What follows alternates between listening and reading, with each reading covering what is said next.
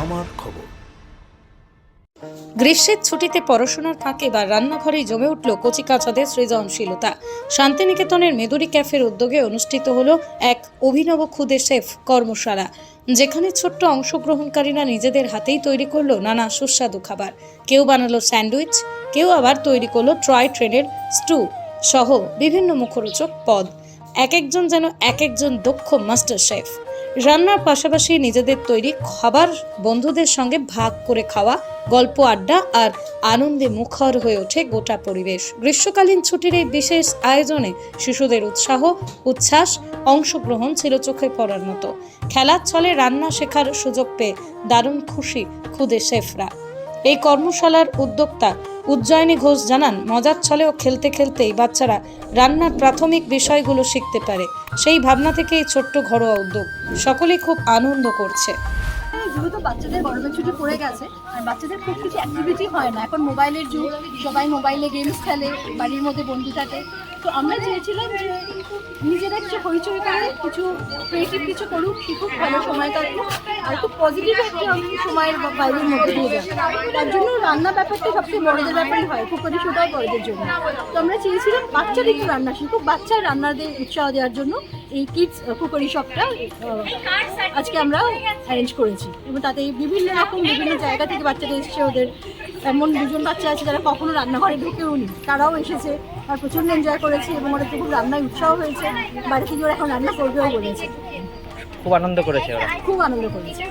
আর আমি চাই যে বাচ্চারা বিভিন্ন রকমের অ্যাক্টিভিটিসের মধ্যে দিয়ে থাকুক, বাড়িতে বসে শুধু শুধু মোবাইল আর টিভি দেখে সময় নষ্ট না করে বিভিন্ন রকম ক্রিয়েটিভ অ্যাক্টিভিটির মধ্যে থাকুক। এটা একটা যেহেতু ওদের এখন সামার ভ্যাকেশন চলছে, তাই একটা সামার ওয়ার্কশপ আমরা করলাম মেদুরির তরফ থেকে। কাদের পক্ষ থেকে করা হয়েছে আর কি কারা কারা? এটা ক্যাফে মেদুরির পক্ষ থেকে হলো।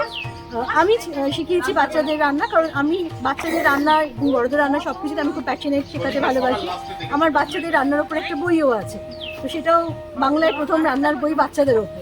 তার জন্য ভাবলাম রান্নার বই যখন লিখেছি তাহলে একটা ওয়ার্কশপও হাতে নাতে করি, সেই জায়গা থেকে এই ওয়ার্কশপের আইডিয়া।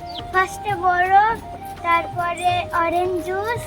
আজকে আমার খুব ভালো লেগেছে। আজকে আমরা রান্না করেছি স্যান্ডউইচ, তারপর টয় ট্রেনের, তারপর ফ্রুট স্টিক, তারপর আমরা করেছিলাম কাপ কেক, আর হচ্ছে সানরাইজ মকটেল। কেমন আনন্দ হলো? ভালো ভালো লাগলো। আর আমার খুব ভালো লাগলো যে আমরা সব বন্ধুরা একসঙ্গে মিলে করেছি। আর আমার স্যান্ডউইচটা খুব টেস্টি লেগেছে। এখানে আমার খুব ভালো লাগলো। বেশিরভাগ আমি ঘরে রান্না করি, তো এখানে এসে আমি অনেক কিছু যেরকম স্যান্ডউইচ, তারপরে চিকেন স্যান্ডউইচ, যেটাতে আমরা নিজেরা ইমাজিন করে ফেস বানিয়েছি। তারপরে টয় ট্রেন, ওটাও আবার ফ্রুটস দিয়ে। মজা হলো? হ্যাঁ, আমার কাপকেকটা ভীষণ ভালো লেগেছিল খেতে, কাপকেক আর স্যান্ডউইচটা।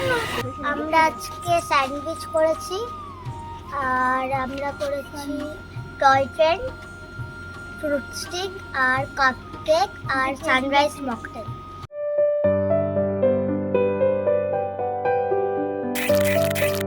এখনই বুক করুন প্রকৃতির কোলে শান্তির এক অসাধারণ মুহূর্ত।